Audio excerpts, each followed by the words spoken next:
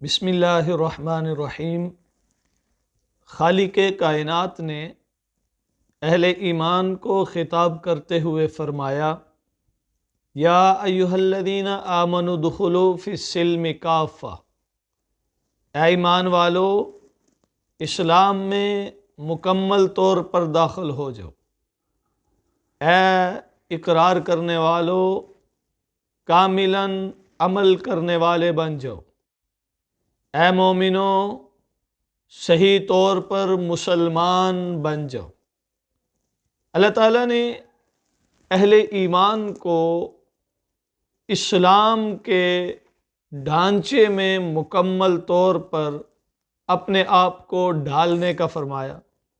اس سے معلوم ہوتا ہے کہ کوئی صاحب ایمان اسلام سے دور ہو سکتا ہے، کوئی اقرار کرنے والا عملی اعتبار سے سستی اور کاہلی کا شکار ہو سکتا ہے، جیسا کہ ایک اور آیت کریمہ میں فرمایا کہ قالت الاعراب آمنا قل لم تؤمنوا ولکن قولوا اسلمنا۔ یہ بعض دیہاتی آ کر حضور نبی مکرم صلی اللہ علیہ وسلم سے کہتے ہیں کہ ہم ایمان لائے۔ آپ ان سے فرمائیے کہ یوں نہ کہو ہم ایمان لائے، بلکہ یوں کہو کہ ہم اسلام لائے۔ کیوں؟ اس لیے کہ فرمایا ان کے دلوں میں ایمان داخل نہیں ہوا۔ گویا محض اقرار کرنا یہ ایمان ہے، اور اس اقرار کے مطابق عمل کرنا یہ اسلام ہے۔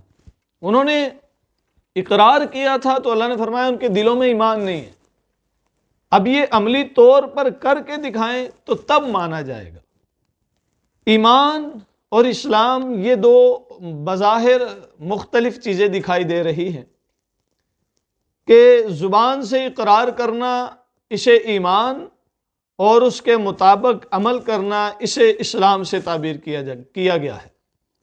نبی مکرم صلی اللہ علیہ وسلم نے بھی فرمایا، الاسلام علانیۃ والایمان فی القلب، کہ ایمان یہ دل میں ہوتا ہے اور اسلام یہ ظاہر میں ہوتا ہے، اعلانیہ طور پر ہوتا ہے۔ چونکہ اقرار کا تعلق قلب سے ہے، جس چیز کا اقرار کر رہا ہے اسے دل سے مانتا ہے کہ نہیں مانتا، اور اس کے مطابق اگر عمل کرتا ہے تو یہ اسلام ہے۔ اقرار کیا یہ ایمان ہے، اس کے مطابق عمل کیا یہ اسلام ہے۔ صوفیاء لکھتے ہیں کہ اسلام کہتے ہیں وہ سفر جو ظاہر سے شروع ہو کر باطن کی گہرائی تک جائے، اور ایمان کہتے ہیں وہ سفر جو باطن کی گہرائی سے شروع ہو کر ظاہر تک آئے۔ یعنی جس چیز کو مانا ہے، جس چیز کا اقرار کیا ہے، اس کو دل کی گہرائیوں سے تسلیم کرتے ہوئے اپنی عملی زندگی میں مکمل طور پر لے آنا، یہ ایمان کے سفر کی انتہا ہے۔ اور جس چیز کا عمل کر رہے ہیں اس پر کاملاً ایمان کا ہونا، یہ اسلام کے سفر کی انتہا ہے۔ اشفاق احمد کہتے ہیں کہ مجھے یہ ایمان اور اسلام، مومن اور مسلم میں فرق نہیں معلوم پڑتا تھا۔ بہت سارے اہل علم سے پوچھا، لیکن کسی نے کوئی ایسی جامع معنی ڈیفینیشن نہیں کی، تعریف نہیں کی کہ جو مجھے آسانی سے مسلم اور مومن میں امتیاز سکھا سکے، بتا سکے۔ کہتے ہیں کہ میں ایک دفعہ ایک موچی کے پاس بیٹھا تھا، تو یوں باتوں باتوں میں نے اس سے پوچھا، یار یہ مومن کیا ہوتا ہے اور مسلم کیا ہوتا ہے؟ اسلام اور ایمان میں کیا فرق ہے؟ ایمان والے کو مومن کہتے ہیں اور اسلام والے کو مسلم کہتے ہیں، تو ایمان اور اسلام میں، مومن اور مسلم میں کیا فرق ہے؟ تو اس موچی نے بڑی اچھی بات کی، کہنے لگا، اشفاق صاحب جیڑا رب نو مننے او مومن ہے، تے جیڑا رب دی مننے او مسلم ہے۔ گویا رب کو ماننا یہ ایمان ہے اور رب کی ماننا یہ اسلام ہے۔ یہ جو میں نے آیت کریمہ تلاوت کی، یا ایھا الذین آمنوا ادخلوا فی السلم کافہ، کیا ایمان والو اسلام میں مکمل طور پر داخل ہو جاؤ۔ اس آیت کریمہ کے شان نزول کے حوالے سے مختلف اقوال ہیں۔ بعض کہتے ہیں کہ نبی مکرم صلی اللہ علیہ وسلم جب مدینہ منورہ تشریف لائے تو اکثر اہل کتاب حضور نبی مکرم صلی اللہ علیہ وسلم کی نبوت اور رسالت پر ایمان لائے، اور آپ علیہ السلام کی نبوت اور رسالت کو ماننے کے باوجود شریعت موسوی کی محبت دل میں موجود تھی۔ اس لیے حضور نبی مکرم صلی اللہ علیہ وسلم کے پاس یہ بات لے کر آئے کہ کیا ہم شریعت موسوی کا احترام ملحوظ رکھتے ہوئے اسلام کے مطابق چل سکتے ہیں؟ یعنی شریعت موسوی میں ہفتے کے دن کو محترم مانا جاتا ہے، شکار نہیں کیا جاتا، ہم اس سے گریز کریں۔ شریعت موسوی میں اونٹ کا گوشت نہیں کھایا جاتا، دودھ نہیں پیا جاتا، ہم اس سے گریز کریں۔ اسلام کو ان چیزوں سے کوئی پریشانی بھی نہیں ہے۔ تو اللہ تعالیٰ نے اس موقع پر یہ آیت اتاری کہ نہیں، ان کو بولے کاملاً اسلام میں داخل ہو جائیں۔ بعض کہتے ہیں کہ کچھ اہل کتاب ایمان لانے کے بعد ہفتے کے دن کو مقدس رکھتے تھے اور اونٹ کا گوشت نہیں کھاتے تھے، دودھ نہیں پیتے تھے، ہفتے کے دن شکار نہیں کرتے تھے، یہ سوچ کر کہ اسلام میں ان چیزوں سے منع تو نہیں کیا گیا نا، جبکہ شریعت موسوی میں منع کیا گیا۔ اسلام میں یہ چیزیں مباح ہیں۔ اگر ہم ہفتے کے دن شکار نہیں کرتے، ہفتے کی تعظیم کرتے ہیں تو اسلام کو کوئی پریشانی نہیں ہے، اسلام کچھ نہیں کہتے اس حوالے سے، کرو ٹھیک ہے، نہیں کرو تب بھی کوئی مسئلہ نہیں۔ لیکن اگر ہم تعظیم نہیں کرتے تو یہ شریعت موسوی کے خلاف ہو جاتا ہے۔ اسی طرح اسلام اونٹ کے گوشت کے حوالے سے کچھ نہیں کہتا، کھاؤ تب بھی ٹھیک ہے، نہ کھاؤ تب بھی ٹھیک ہے، مباح عمل ہے، جبکہ شریعت موسوی میں یہ حرام ہے۔ تو وہ کہتے ہیں کہ ہم شریعت موسوی کا بھی لحاظ رکھ لیں گے اور اسلام کے مطابق بھی چل لیں گے، یعنی اسلام ان سے روکتا نہیں ہے اور شریعت موسوی میں روکا گیا ہے، لہٰذا ہم رک بھی جاتے ہیں اور اسلام کے مطابق بھی چلتے رہیں گے۔ تو اللہ تعالیٰ نے فرمایا یا ایھا الذین آمنوا ادخلوا فی السلم کافہ، ایمان لانے والو اب تمہیں اس بات کی اجازت نہیں ہے کہ کسی اور کی طرف دیکھو، اسلام میں مکمل طور پر آ جاؤ۔ اور ایک روایت یہ کہ حضور نبی مکرم صلی اللہ علیہ وسلم کے پاس حضرت عمر فاروق رضی اللہ تعالیٰ عنہ آئے، عرض کہ اللہ کے رسول صلی اللہ علیہ وسلم، اگر ہم پہلی کتابوں میں جیسے تورات ہے، انجیل ہے، ان میں سے کوئی اچھی بات دیکھیں تو کیا اس کو ہم عملی زندگی میں لا سکتے ہیں، اس پر عمل کر سکتے ہیں، اسے اپنا سکتے ہیں؟ تو حضور نبی مکرم صلی اللہ علیہ وسلم نے جو جواب دیا وہ قابل سماعت ہے۔ بلکہ اس سے پہلے اگر دیکھیں حضور نبی مکرم صلی اللہ علیہ وسلم سے سوال کرنے والا کون ہے اور سوال کس نوعیت کا ہے، پھر اس کے بعد حضور کا جواب دیکھیں۔ حضور علیہ السلام نے فرمایا کہ اے عمر، آج اگر موسیٰ علیہ السلام بھی زندہ ہوتے تو وہ بھی میری اتباع اور پیروی کرتے، اس کے بغیر چارہ نہ ہوتا۔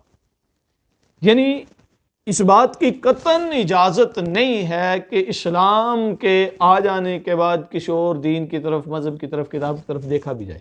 اس موقع پر اللہ تعالیٰ نے قرآن کی آیت اتاری یا ایھا الذین آمنوا ادخلوا فی السلم کافہ، ایمان والو اسلام میں داخل ہو جاؤ۔ حضرت عمر رضی اللہ تعالیٰ عنہ کا سوال کس نوعیت کا ہے اور اللہ تعالیٰ نے فرمایا کیا ہے؟ ادخلوا فی السلم کافہ۔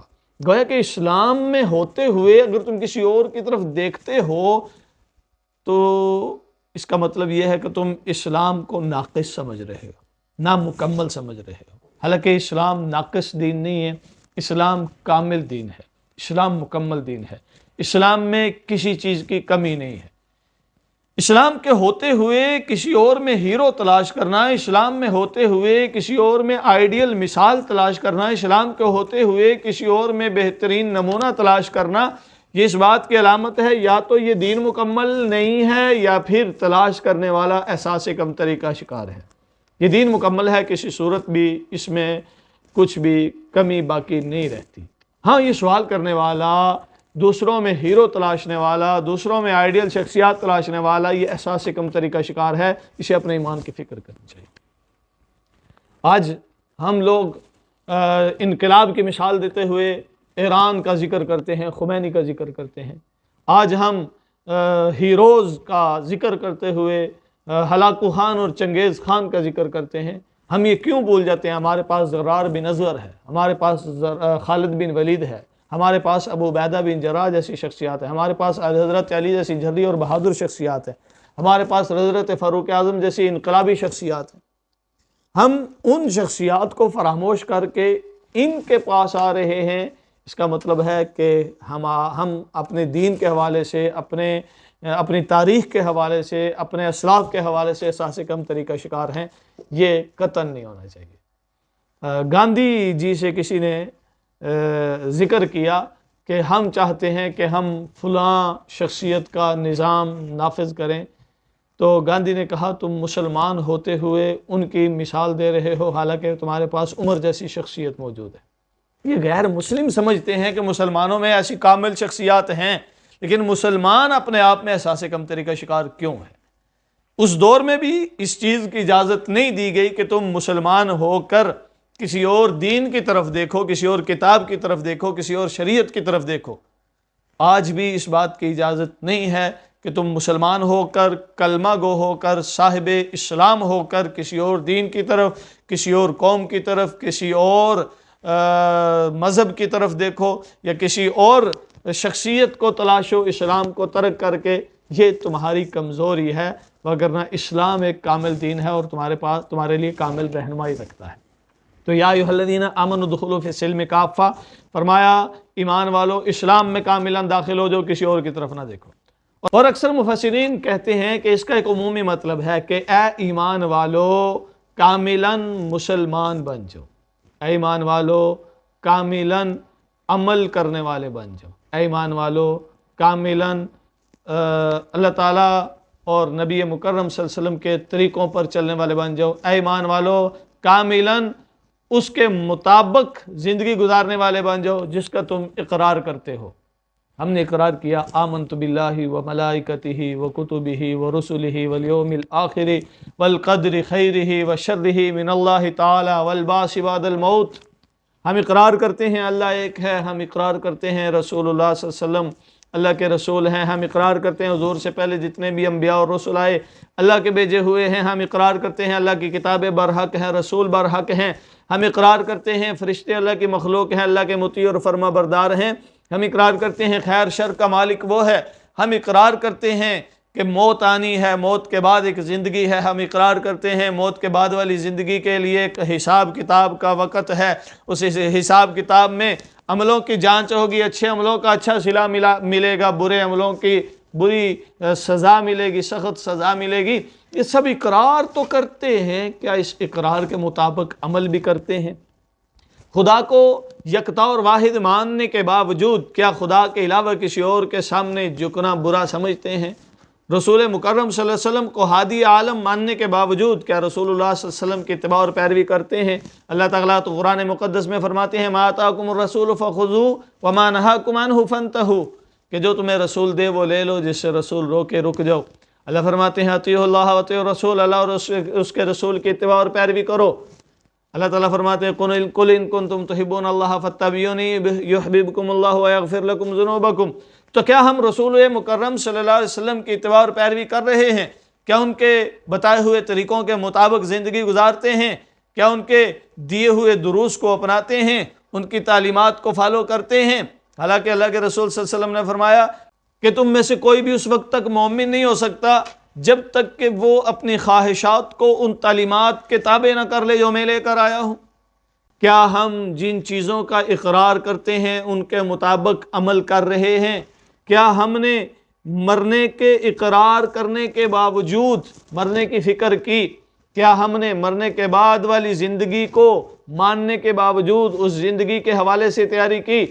کیا ہم نے یہ تسلیم کرنے کے بعد بھی کہ یہ زندگی عارضی ہے، وہ زندگی ابدی ہے، اس زندگی کی فکر کرنے کے بجائے اس زندگی کے لیے جد و جہد اور کوششیں کی؟ نہیں، ہم دنیا کے لیے دوڑ رہے ہیں، اس زندگی کے پیچھے بھاگ رہے ہیں، اس زندگی کی فکر تو ہے، اس زندگی کو فراموش کر چکے ہیں۔ تو کیا یہ ایمان کے تقاضوں پر پورا اترنے والی بات ہے؟ یقیناً نہیں۔ ہمیں اپنے ایمان کو جانکنے کی ضرورت ہے، اپنے ایمان کا مشاہدہ کرنے کی ضرورت ہے۔ آج ہم ہر وہ دو نمبری کر رہے ہیں، ہر وہ بے ایمانی کر رہے ہیں جس کی ایمان اجازت نہیں دیتا۔ ایمان چاہتا ہے کہ ہم ایک اللہ کے فرما بردار بنیں، ایمان چاہتا ہے اس جبین نیاز کے تقدس کو پامال نہ کیا جائے، ایمان چاہتا ہے کہ اللہ کے سامنے جھکا جائے، ایمان چاہتا ہے کہ در در کی ٹھوکروں سے بچا جائے، ایمان چاہتا ہے نبی مکرم صلی اللہ علیہ وسلم کی تعلیمات کو اپنایا جائے، ایمان چاہتا ہے کہ نبی مکرم صلی اللہ علیہ وسلم نے جن چیزوں سے روکا ہے ان سے رکا جائے، ایمان چاہتا ہے کہ محبتوں کو عام کیا جائے، نفرتوں کا خاتمہ کیا جائے، ایمان چاہتا ہے کہ چوری سے بچا جائے، ایمان چاہتا ہے بدنیتی سے، بددیانتی سے بچا جائے، ایمان چاہتا ہے کہ ڈکیتی سے بچا جائے، ایمان چاہتا ہے دوسروں کی حق تلفی سے گریز کیا جائے، ایمان چاہتا ہے جھوٹ سے بچا جائے، ایمان چاہتا ہے بہتان سے بچا جائے، غیبت سے بچا جائے، حسد سے بچا جائے، ایمان چاہتا ہے کہ دوسروں کو خوش کیا جائے، دوسروں کا خیال رکھا جائے، ایمان چاہتا ہے کہ بڑوں کی عزت کی جائے، چھوٹوں کا اکرام کیا جائے، ایمان چاہتا ہے بڑوں کی عزت کی جائے، چھوٹوں کے ساتھ شفقت سے پیش آیا جائے، ایمان چاہتا ہے کہ آپس میں محبتوں کو فروغ دیا جائے، ایمان چاہتا ہے والدین کے ساتھ حسن سلوک کیا جائے، عورتوں کی عزت کی جائے، ایمان چاہتا ہے نمازیں پڑھی جائیں، حج کیے جائیں، زکوٰۃ دی جائے، جہاد کیا جائے، ایمان چاہتا ہے قرآن کی تلاوت کی جائے، ایمان چاہتا ہے مسجدیں آباد کی جائیں، ایمان چاہتا ہے نیکیاں عام کی جائیں، با کردار بنا جائے، ایمان ہمیں صحیح معنوں میں انسان بنانا چاہتا ہے۔ تو کیا ہم انسانی اوصاف پر بھی پورا اترتے ہیں؟ ایمان کے تقاضوں کے مطابق ہم مسلمان تو دور کی بات، انسانی کردار اور انسانی اوصاف کو اپنانے والے بھی ہیں؟ آج کہاں ہم بددیانتی اور بے ایمانی سے پیچھے نہیں ہٹ رہے؟ جہاں موقع ملتا ہے بددیانتی کا مظاہرہ کرتے ہیں، بے ایمانی کا مظاہرہ کرتے ہیں، صرف دنیا سمیٹنے کی جستجو ہے۔ آج جتنی بے ایمانی ہم کلمہ گو اصحاب ایمان میں ہے، شاید دوسری اقوام میں بھی نہ ہو۔ ہم دودھ بیچتے ہیں، 2 نمبر ہی نہیں، اس سے بھی کہیں آگے۔ پہلے تو صرف دودھ میں پانی ملا کر بیچتے تھے، آج کل کیمیکل بیچ رہے ہیں، زہر بیچ رہے ہیں سفید رنگ میں۔ ہم پھل بیچتے ہیں رنگ لگا کر، ہم گھی بیچتے ہیں نکلی کو اصلی کی مہر لگا کر، ہم کپڑا بیچتے ہیں نکلی پر اصلی برانڈ کی مہر لگا کر، ہم جناب والا جتنی بھی اشیاء بیچتے ہیں جس پر پاکستان کی سٹیمپ لگی ہوتی ہے، لوگوں کا اعتبار ہی اٹھ گیا ہے کہ یہ 1 نمبر نہیں ہوگی، جبکہ ہم مسلمان ہونے کے باوجود، عیسائیوں کو بے ایمان اور کافر ماننے کے باوجود، یہودیوں کو بے ایمان اور کافر ماننے کے باوجود ان کی پروڈکٹ پر اعتماد اور بھروسہ کرتے ہیں، صرف اس لیے کہ انہوں نے جو لکھا ہے اندر وہی کچھ ہوگا۔ اور ہم پاکستانی اگر کوئی چیز بناتے ہیں، پاکستان کی کوئی چیز بنی ہوئی ہوگی، اس پر پاکستانی مہر ہوگی، تو ہم خود بھی اس پر بھروسہ نہیں کرتے۔ آج آن لائن پاکستانیوں سے خرید و فروخت کرتے ہیں کیا؟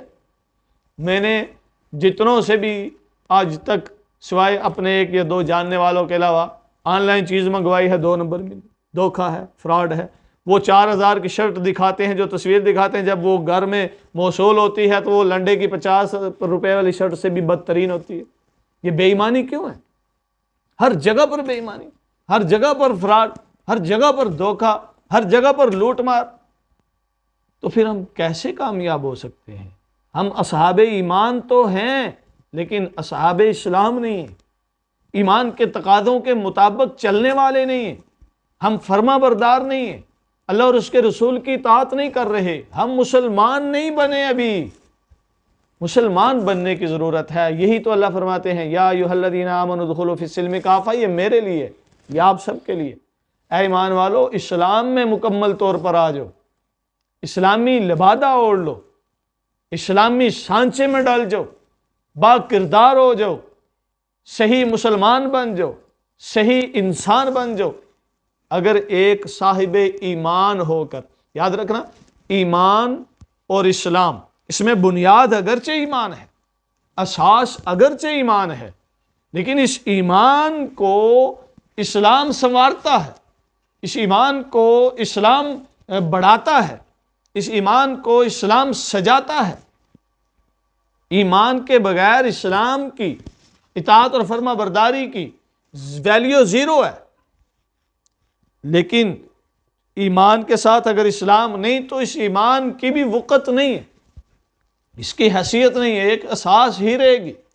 ہاں، اس پر عمارت تب قائم ہوگی، اس کی اہمیت تب بڑھے گی جب اس کے ساتھ عمل جڑے گا۔ جیسے ایک اکائی ہے، ہم نے 1 لکھا ہوا ہے، 1 کے ساتھ 1 0 لگائیں تو کیا ہوتا ہے؟ 10، دوسرا 0 لگائیں تو 100، تیسرا 0 لگائیں تو 1000، اور لگائیں 0 10,000، اور لگائیں 0 لاکھ، 10 لاکھ۔ یہ 1 کا عدد شروع میں ہے تو جتنے آگے زیرو لگتے جائیں گے ان کی ویلیو بڑھتی جائے گی، اہمیت بڑھتی جائے گی، قدر بڑھتی جائے گی۔ اور اگر اس ایک کو گرا دیں، زیرو لگاتے جائیں تو زیرو کی کوئی ویلیو نہیں، اربوں خربوں زیرو لگا دیں وہ زیرو کے زیرو رہیں گے۔ ایمان اکائی کی حیثیت رکھتا ہے، ایمان کے ساتھ زیرو عمل لگتے جائیں گے، وہ عمل لگنے کے ساتھ ساتھ ایمان کی اہمیت اور قدر بڑھتی جائے گی۔ اور اگر ایمان کی اکائی نہیں ہے تو عمل جتنے مرضی ہوں، با کردار جتنے مرضی ہوں، وہ اس کی قیمت نہیں ہوگی، اس کی اہمیت نہیں ہوگی۔ وہ حسن اگرچہ ہو سکتا ہے، وہ خوبی اگرچہ ہو سکتی ہے، لیکن وہ بے معنی ہے، وہ بے قیمت ہے۔ تو اللہ کے یہاں ایمان کی بڑی اہمیت ہے، اور اللہ تعالیٰ نے ہمیں ایمان سے نوازا ہے۔ اب ہماری ذمہ داری ہے کہ ہم اس ایمان کو سنواریں، عمل کے ساتھ، کردار کے ساتھ۔ اللہ تعالیٰ قرآن مقدس میں فرماتے ہیں، جا بجا ایمان کے ساتھ عمل صالح کی تلقین فرمائے گی، والعصر، قسم ہے زمانے کی، ان الانسان لفی خسر، بے شک انسان نقصان میں ہے، گھاٹے میں ہے، خسارے میں ہے، الا الذین آمنوا وعملوا الصالحات، ہاں وہ گھاٹے میں نہیں ہے جو ایمان لائیں اور عمل صالح کریں۔ ایمان لاؤ، عمل صالح کرو۔ ایمان کے ساتھ عمل صالح کی بارہا تلقین کی گئی، کیوں؟ اس لیے کہ ایمان کی خوبصورتی عمل ہے۔ یہی اللہ فرماتے ہیں، یا ایھا الذین آمنوا، بڑی چاہت کے ساتھ، بڑی محبت کے ساتھ، بڑے پیار کے ساتھ، اے ایمان والو، اے اقرار کرنے والو، اے مومنو، ادخلوا فی السلم کافہ، اسلام میں مکمل طور پر آ جاؤ، با کردار بن جاؤ، اطاعت کرنے والے بن جاؤ، جس چیز کو تم نے مانا ہے اس کے مطابق عمل کر کے دکھانے والے بن جاؤ۔ اس لیے کہ عمل سے زندگی بنتی ہے، جنت بھی جہنم بھی۔ یہ خاکی اپنی فطرت میں نہ نوری ہے نہ ناری ہے۔ السلام۔